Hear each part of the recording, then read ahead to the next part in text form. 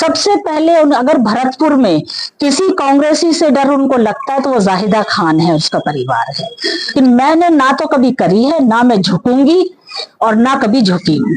आज जो मौजू है वो इस चीज पे है कि जो कल ही उप चुनाव हुए हैं प्रधानी के, कामा और पहाड़ी के, उसमें जो हालात रहे, उनसे पहले जो हालात रहे, उनके बारे में आप लोगों को बताने के लिए।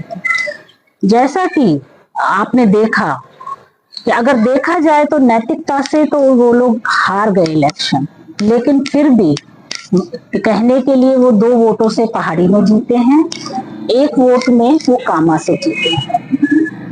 कामा में हमने कांग्रेस खड़ा नहीं करा, नॉमिनेशन नहीं करवाया। पहाड़ी में हमने नॉमिनेशन कराया और हम इलेक्शन लड़े।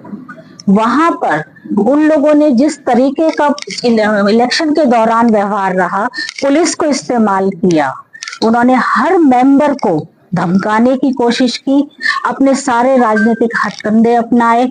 हर मेंबर से आप पूछ सकते हैं कि इनको फोन करके धमकाया गया, तेरा अगर कोई बिजनेस है तो उसको बंद करा देंगे, कोई अगर उसका परिवार का नौकरी में लगा हुआ है तो उसको वहां से ट्रांसफर करा देंगे, यहाँ से दूर। इस तरह की धमकियां दी गई, लेकिन उसके बावजूद लोगों ने जिस तरीके से उनको नकार के हमारे पास आए, उनका बहुत बहुत शुक्रिया।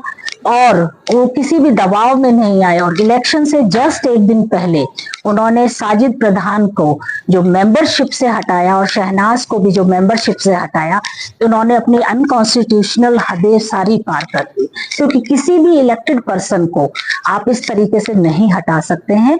सबसे पहले अगर आपको उनके खिलाफ कोई कार्रवाई भी करनी है तो 15 दिन का नोटिस दिया जाता है। जो आपने रूल्स एंड रेगुलेशन कुछ फॉलो नहीं करे, सिर्फ आप लोगों ने अपने जो जहां सरकार है राजस्थान में और केंद्र में जो सरकार है उसका मिसयूज किया है, मशीनरी का मिसयूज किया है। उसके बावजूद भी आप हार अपनी मान चुके थे तो आखिर में ये हटाए गए। और मैं ये कहना चाहूंगी कि जनता इस इलेक्शन में तो ये बदमाशी कर सकते थे, लेकिन अब जो इलेक्शन आएंगे उसमें जनता पहले से ही सजग रहेगी। कितनी वोटों को ये लोग कैंसिल कराएंगे। सरपंची का भी चुनाव है, जिला परिषद का भी होगा, पंचायत समिति का भी होगा और लास्ट में फिर एमएलए का भी चुनाव होगा। उसमें कितनी वोटों को ये कैंसिल कराएंगे, इस पे जनता इन लोगों को जवाब देगी, बहुत करारा जवाब देगी। मंत्री, आपने अपने आप से ज्यादा लोगों पर अपने भरोसा किया है, लेकिन इन वक्त पर लोगों ने आपके लिए क्या वजह रही है? नहीं, इसमें सबने धोखा नहीं दिया, मैं नहीं मानती। चंद लोग कुछ ऐसे निकले जो मतलब परस्त थे, कांग्रेस के टिकट पे जीत के और वो बीजेपी के खेमे में जाके पहुंच गए। और आप देखिए कि हद तो तब हुई जब वो बीजेपी के किसी पर्सन को प्रत्याशी नहीं बना पाए, उन्होंने 3-4 के नाम बार बार बदले। ऐसी नौबत क्यों आई कि उनको नाम बार बार बदलना पड़ा? बहुत चीजें हैं कि आप सत्ता में हैं, उसके बावजूद आप प्रधान का नाम बार बार बदल रहे हैं, सब लोगों से पैसा जमा करा लिया और लास्ट में उन्होंने कांग्रेस के एक व्यक्ति को बहका के, जो कि 25-30 साल से कांग्रेसी था, उसको उनको बनाना पड़ा प्रधान पहाड़ी से। बहुत ही मेरे ख्याल से तो वो हार हो चुकी है उनकी। मंत्री जी, वही विधायक का आरोप है कि भाई 2 मंत्री साठ-गांठ करके भी इधर प्रधानी और उधर काम प्रधानी से पूर्व मंत्री और वर्तमान के मंत्री आरोप है जो उनकी मिली भगत।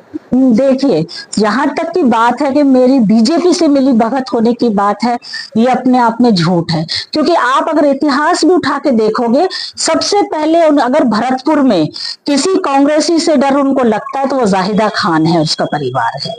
क्योंकि आप देखिए, सबसे पहले जब प्रधानों को हटाने की प्रक्रिया चली थी तो मेरे दोनों बच्चों साजिद और शहनाज कामा पहाड़ी से प्रधान थे, इनको सबसे पहले हटाया गया। अगर इस तरह की कोई बात होती तो मैं उस टाइम भी कोई नेगोशिएशन करती, लेकिन मैंने ना तो कभी करी है, ना मैं झुकूंगी और ना कभी झुकी हूं। नहीं, आप ये बताइए, अगर बीजेपी के वर्तमान मंत्री मान लीजिए वो कांग्रेस की मदद कर रहे हैं, तो क्या यह संभव था कि शहनाज और साजिद और एक मेंबर और की सदस्यता रद्द कर देती सरकार? ये तो अपना आप में झूठ है। बीजेपी जो हथकंडे अपना सकती थी, उनके जनप्रतिनिधि जो हथकंडे अपना सकते थे, उन्होंने सारे हथकंडे अपनाए। इसलिए ये कहते हैं ना कि उनकी आपसी लड़ाई को वो हमारे चिपकाना चाहे, तो ऐसे थोड़ी चिपकती है, वो तो दुनिया देख रही है। उसके प्रूफ है, सबूत है। साजिद को 24 घंटे पहले हटाया, क्यों हटाया भाई?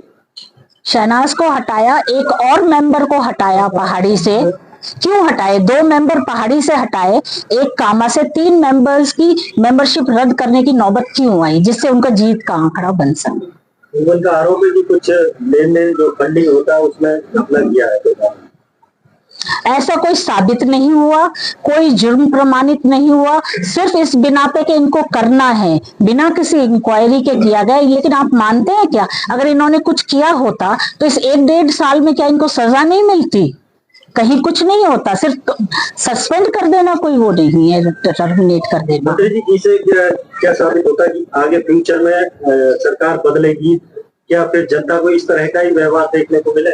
देखिए, बहुत ही गलत परंपरा है जो माननीय विधायक जी ने यहाँ पे शुरू की है। नहीं तो राजस्थान में इस तरह की परंपरा नहीं थी कि आप बिना किसी मैटर के प्रधान को हटाएं। अगर आपको हटाना है तो आप लीगल प्रोसीजर फॉलो कीजिए। 1/3 से 1/3 से आप उनका खिलाफ अविश्वास प्रस्ताव लेकर आइए, उनको उस तरीके से हटाएं। उनको नहीं लगा कि वो किसी भी तरह से कामयाब हो सकते हैं, तब उन्होंने ये तरीके के अपनाए कि इनको हटाया गया और बाद में टर्मिनेट किया गया। और लास्ट में तो 24 घंटा पहले इलेक्शन से, मतलब 24 घंटा भी नहीं कहूंगी, 12-13 घंटा पहले उन्होंने इनको हटाया है मेंबरशिप से, कि जिससे कि वोट ना दे सकें।